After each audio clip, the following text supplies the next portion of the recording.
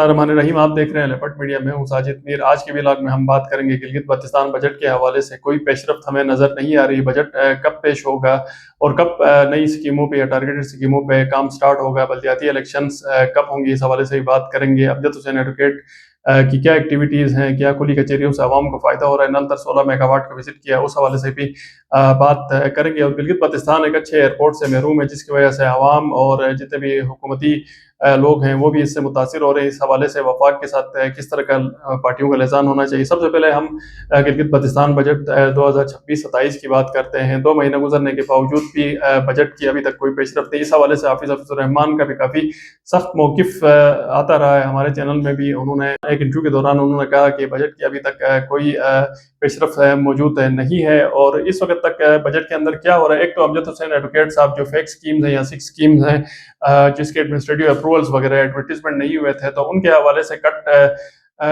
تقریباً آلموسٹ اس پہ کام ہو چکا ہے۔ ہمارے ذرائع کے مطابق 30 سے 40 ارب روپے 160 ارب کی تھرو فارورڈ ہے اس سے کم ہو جائیں گے، اور اس کے علاوہ ساتھ ساتھ وہ اسپیس بھی ڈھونڈ رہے ہیں کہ نئی اسکیمیں کس طرح اندر انکلوڈ کی جا سکتی ہیں، خاص کر جو گلگت ہیڈ کوارٹر ہے یا کچھ امپورٹنٹ جو جگہ ہیں جس طرح سکردو کا ہے یا دیامر کا ہے، جہاں پہ کافی عرصے سے ہیڈ کوارٹرز میں کام نہیں ہوئے، اور جو ٹارگیٹڈ جو اسکیمیں ہیں ان کو کس طرح ختم کرنا چاہیے۔ اس حوالے سے پلاننگ اینڈ ڈیولپمنٹ اور باقی محکموں کے ساتھ مل کے ضرور کام کریں، مگر ابھی یہ بھی یہاں پہ بات کرنا ضروری ہے کیونکہ بجٹ کو پیش ہونا چاہیے، کیونکہ جو ہمارے بہت سارے ایسے ایریاز ہیں جو ریموٹ ایریاز ہیں، وہاں پہ اگر ٹائملی اگر فنڈز نہ پہنچے تو جو ٹارگیٹڈ اسکیمیں ہیں وہ نیکسٹ ایئر پہ جم کر جائیں گی، اور نئی اسکیمیں بھی سٹارٹ نہیں ہو سکتی ہیں۔ تو اس حوالے سے نئی اسکیمیں بھی سٹارٹ کرنا ضروری ہے، اور کم سے کم اس مہینے کے اینڈ میں بجٹ کو پیش ہونا چاہیے۔ 20 تاریخ کو ایکسپیکٹڈلی کابینہ کا اجلاس ہونے جا رہا ہے، کیا اس میں بجٹ پیش ہو گئی؟ اس حوالے سے کوئی اس وقت تک چیزیں کلیئر نہیں ہے۔ ایجنڈے کے حوالے سے بھی بہت زیادہ چیزیں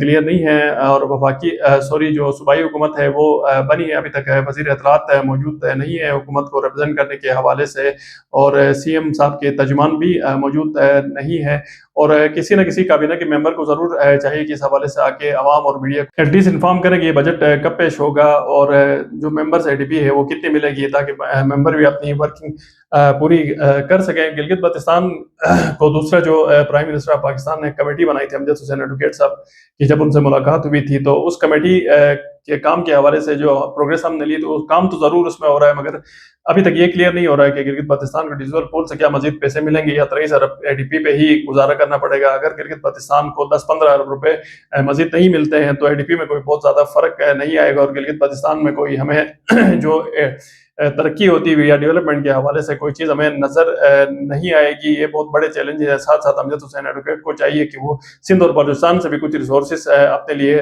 لے کے آئے، کیونکہ وہ بھی صوبے ہیں، پاکستان کے بڑے صوبے ہیں۔ پنجاب تو ہم نے دیکھا کہ ماضی میں بھی مختلف شکلوں میں دیتا رہا ہے، کبھی MRI کی صورت میں، کبھی ہاسپٹل کی صورت میں۔ اب سندھ اور بلوچستان کو بھی آگے آنا چاہیے، اور KP کو بھی آگے آنا چاہیے۔ گلگت بلتستان میں اگر 8-10 ارب روپے وہ دے بھی دیتے ہیں تو اس سے کوئی بہت زیادہ ان کے بجٹ میں فرق نہیں آئے گا۔ یہ امجد حسین ایڈوکیٹ صاحب کی ایفرٹس پہ ڈیپینڈ کرتا ہے۔ ساتھ ساتھ IPP اور پاکستان مسلم لیگ نون کی بھی ذمہ داری بنتی ہے گلگت بلتستان کے جو ریسورسز ہیں، خاص کر جو ڈیولپمنٹ ریسورسز ہیں، ان کو بڑھانے کے حوالے سے وفاق میں وہ ایفرٹس کریں، کیونکہ IPP تو ڈائریکٹ حکومت کا حصہ ہے، اور پاکستان مسلم لیگ نون نے بھی ووٹ کیا ہے، کیونکہ یہاں پہ عوام کا مسئلہ ہے، یہاں پہ پارٹیوں کا مسئلہ نہیں ہے، اور بجٹ فوری طور پہ میرے خیال میں اور تمام جتنے بھی لوگ ہیں ان کے حساب سے پیش ہونا چاہیے۔ اس حوالے سے حکومت کی واضح جو ڈائریکشن ہے وہ سامنے آنی چاہیے۔ اس کے علاوہ امجد حسین ایڈوکیٹ صاحب کی ایکٹیویٹیز کے حوالے سے بات کر رہے تھے، کھلی کچہریوں کا وہ انعقاد کر رہے ہیں، جس سے پبلک بہت زیادہ جو ہم نے جو فیڈ بیک لیا، پبلک کو بہت زیادہ اس سے فائدہ ہو رہا ہے، اور عوامی مسائل وہاں پہ سنے جا رہے ہیں۔ اب سوال یہ ہے کہ کیا یہ عوامی مسائل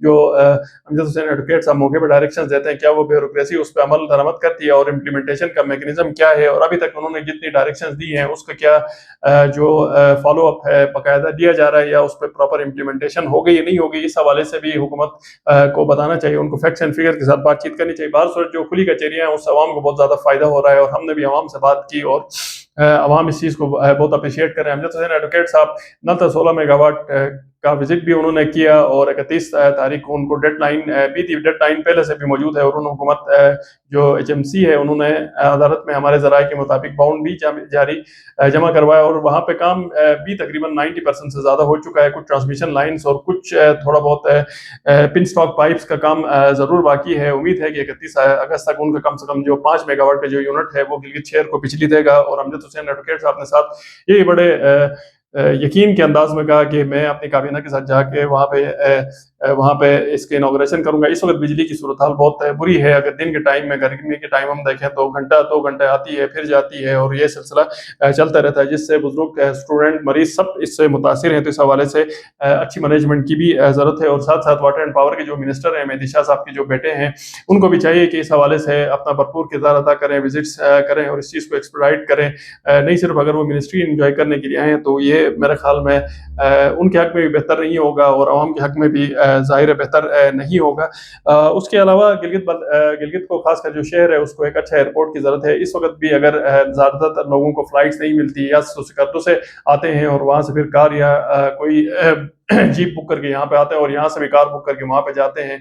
और गवर्नमेंट के खर्चे भी इस हवाले से ज़्यादा है। किसी गवर्नमेंट ऑफिशियल ट्रेवल करना तो वो सिकंदर जाता है, गाड़ी उसको छोड़ने जाती है फिर वापस आती है। और इस वक्त गिलगित में जो मुसाफिर हैं या पब्लिक है वो भी बहुत ज़्यादा इस हवाले से परेशान है। तो इस हवाले से तीनों पार्टियों का फ़र्ज़ बनता है कि वो वफाक में जाएँ और फौरी तौर पर अच्छे किसी जगह पे एयरपोर्ट की फिजिबिलिटी बनाए जहाँ पे बड़े बोइंग्स लैंड कर सकें। क्योंकि गिलगित हेडक्वार्टर अगर एयरपोर्ट से महरूम रहा तो बाकी तरक्की और इन्वेस्टर्स का हम आगे सोच भी नहीं सकते। कुछ इंफ्रास्ट्रक्चर और कुछ फैसिलिटीज़ देनी पड़ेगी। इस हवाले से भी वफाक में प्राइम मिनिस्टर को बाकायदा तौर पे इनको तीनों को मिल के अप्रोच करने की जरूर। उसके अलावा लास्ट में मैं बात करूंगा बल्दियाती इलेक्शंस के हवाले से। बल्दियाती इलेक्शंस के हवाले से पहले मैंने बताया था कि बल्दियाती इलेक्शन अक्टूबर के महीने में होंगे और जिस तरह हमने देखा भी कि chief election commissioner Gilgit Baltistan राजा शहबाज खान साहब ने 7 दिन ये जो अमल है इसको डिले किया और हुकूमत को इसमें टाइम दिया कि वो नेसेसरी जितनी भी लेजिस्लेशन है वो कर ले। एक तो इंडिपेंडेंट कैंडिडेट्स की कंटेस्ट के हवाले से, उसके अलावा भी बहुत सारी अंदर नेसेसरी रजिस्ट्रेशन है। 7-8 ऐसे सब्जेक्ट हैं जिसमें रजिस्ट्रेशन